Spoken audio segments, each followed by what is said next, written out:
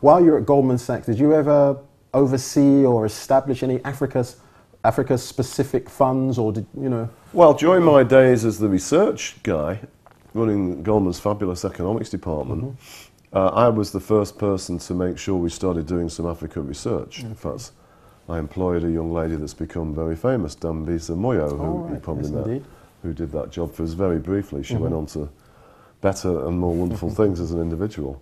But I thought it was really important that we did that. And I don't know, but I think today they still have somebody.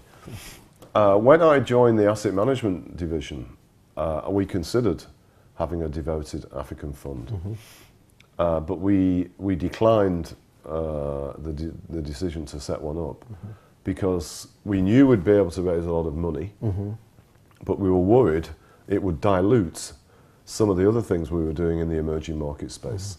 And we were also worried that we may raise too much money that would be actually difficult to invest. I think one of Africa's trickier problems, with everybody in love with the place, is how can you actually deploy the capital? Everyone chasing the same deals. Yeah, exactly. I'll never forget, I think it's coming up in the next couple of weeks. A year ago, I was a guest speaker at the private equity conference in in Cape Town. And there's a guy I knew stood in this massive queue to check in.